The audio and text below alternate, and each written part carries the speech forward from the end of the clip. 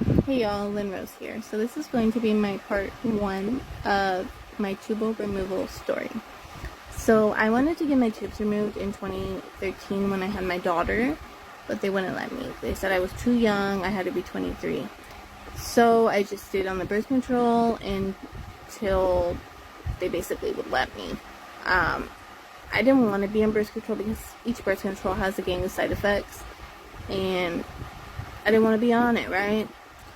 So in 2020, when I got diagnosed with MS, I was like, I really don't want any more kids. Having MS would just impact that health more and having another baby. So I'm just not going to have more kids. I want to get my tubes removed. So it's a process. You go to OB and then you have to talk to them, and then, they kind of try to talk you out of it. And then they're like, okay, yeah. And then you have to make an appointment to have the surgery. So it was COVID then, so it took a little bit to actually get the appointment. I didn't meet my doctor that was doing the surgery until right beforehand, then they took me back. He went laparoscopically. I don't know how to say the word, I'm sorry. Made 3 incisions on my stomach, so 2 on the side and 1 in my belly button. I had previously had hernia surgery through my belly button about 3 years prior. So just note that.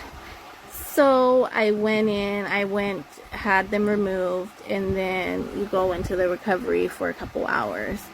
And then you go home the same day. My recovery process was very long. And I think that this is because I have MS. So not every woman is going to have the same recovery process I had. Or even a woman that has MS might not have the same recovery process. This might just be my body. And my body takes a long time to heal, I've noticed.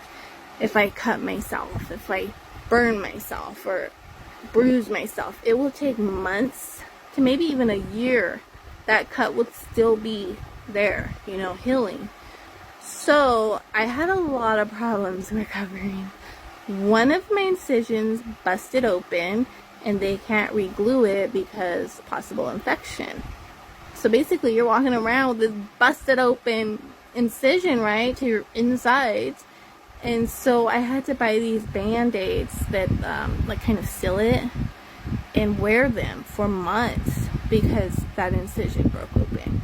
My belly button incision was the worst one. I was pulling glue, dried glue, out of my belly button for months. Stay tuned for part 2.